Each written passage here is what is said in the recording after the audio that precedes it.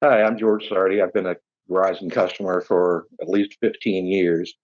I've just spent the last 3 months trying to obtain a new phone from Verizon, both in person and over the phone, and have been frustrated in that attempt as every phone I pick is been out of stock, and any attempt I make to try to find out why that's the case is met with indifference from Verizon and no explanation as to the availability. And I'm sharing this to share my frustrations with Verizon's continuing lack of customer service and efficient retail operations. Well, I've been a Verizon customer for at least 15 years, and I think it might be closer to 20. I know I switched to Verizon because my parents lived in Cape Cod, Massachusetts, and Verizon had the coverage where I'd actually get a signal. So I joined Verizon before my parents died, and that was 2007. So I've been a customer for at least 15 years.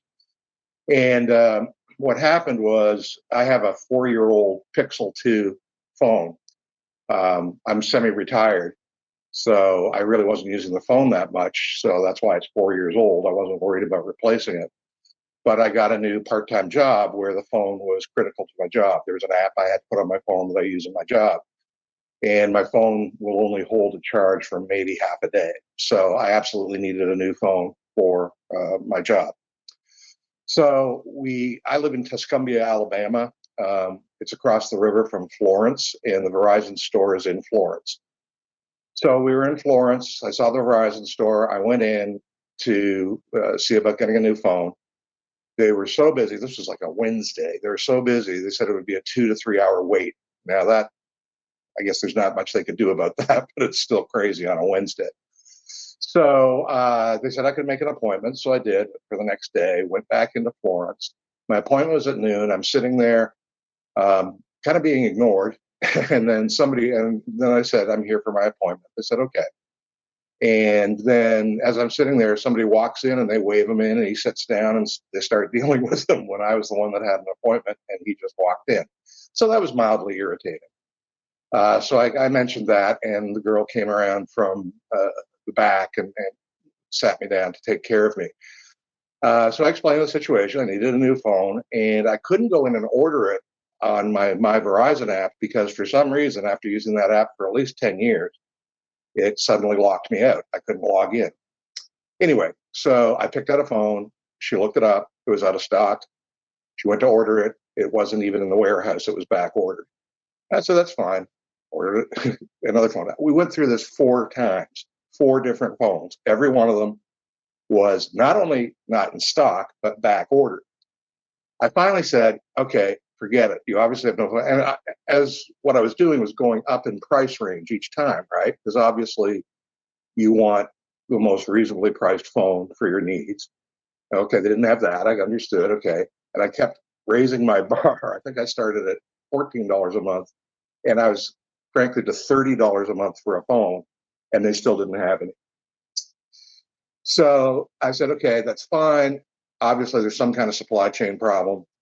Um, get my Verizon account working, and I'll just monitor it from home and order me a new phone when they become available. Well, of course, I get home. We worked and worked and worked to reset my account, all my information. I got home, couldn't log in again. My account was still broken. So I was so frustrated. I finally phoned Verizon. There's a concept: you phone somebody, and I did get a salesperson on the phone.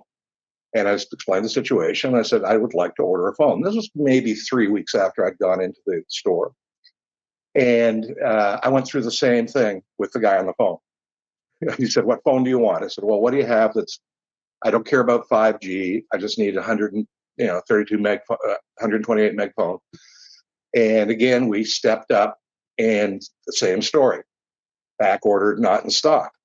And I finally, at this point, I kind of lost my patience, and I said, "Okay, you're a phone company. You don't have any phones. That's not a good situation. I'm very frustrated. I've been a customer for 15 years. I've been trying for almost a month to get a phone." And what really set me off to do this complaint was he couldn't have cared less. The attitude in his voice was tough, you know. And I would have thought, I would think they record service interactions, support interactions over the phone. My son does website support, and they sure as heck record what he does. Nothing. And I just finally said, you know what? Forget it. He offered no explanation, no alternative, no apology, nothing. And I finally just got so frustrated, I said, forget it. And as it happens, I was moved to another position at my job, and my phone isn't as critical. So I kind of let it die. But the more I thought about it, the more it aggravated me. And I found you guys. And I said, if there's a supply chain problem because of COVID, fine, do a blast to all your offices and tell your customers there's a supply chain problem.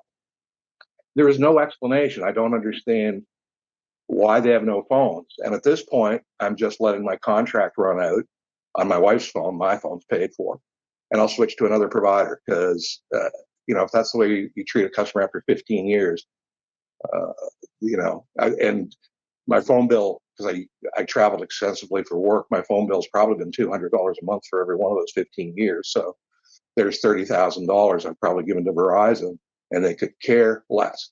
Understood, big corporations, but I was in the corporate world too. I did support and customer service too at a very high level. And you owe it at least to your customer to explain why there's a problem.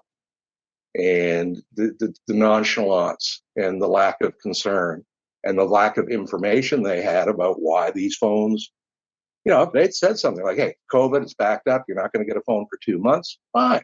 I would have understood that. But that was never communicated. So in a nutshell, there it is. I gave up, and I'm waiting for the contract to run out on my wife's phone, and we'll just switch providers to something cheaper because now I don't need the phone for work. She's retired. I'm semi-retired.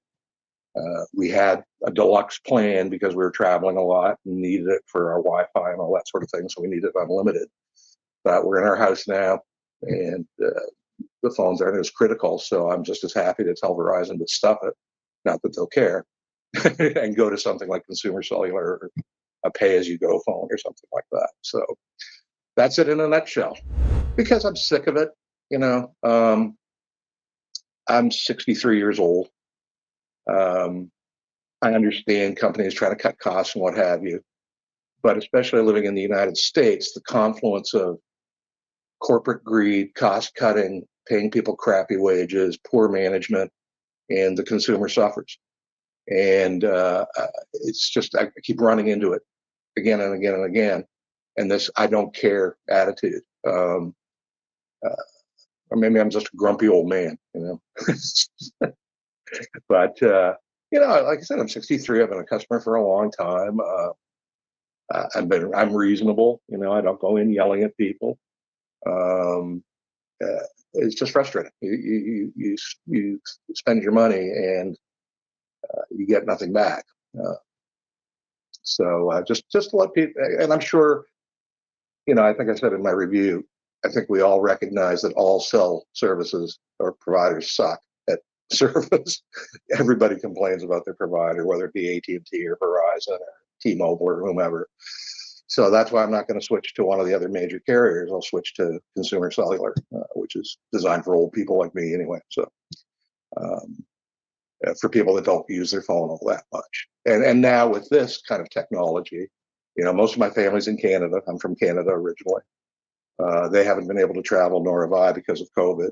And I just use the video on my tablet. That does the trick. And I can see my grandkids and all that sort of thing.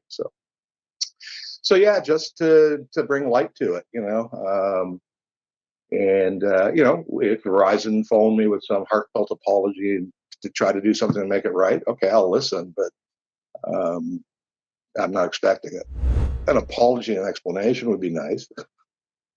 I don't want to pay $30 for a phone for 5G for something that I don't need, or $35, which is, I suspect, the cheaper phones go first, and they're trying to push the latest and most expensive technology on you.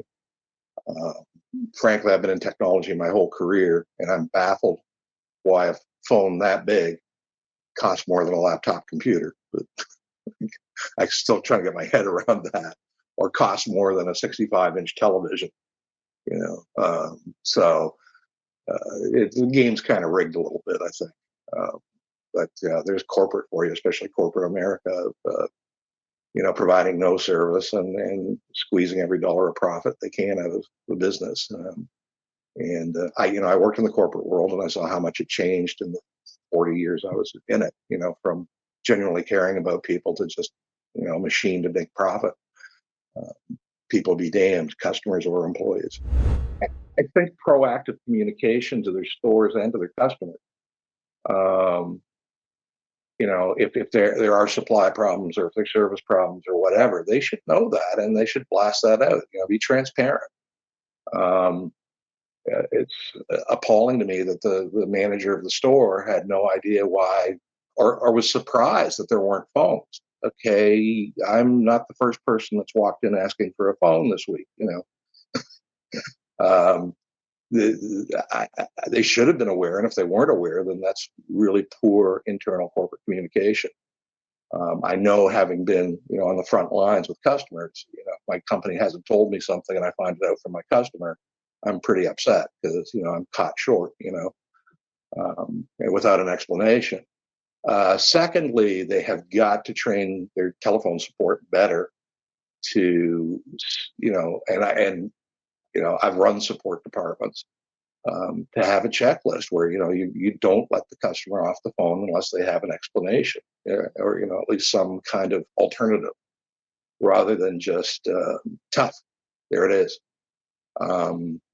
So their whole retail, and I still don't understand. I've been buying cell phones since I had a car phone in 1987.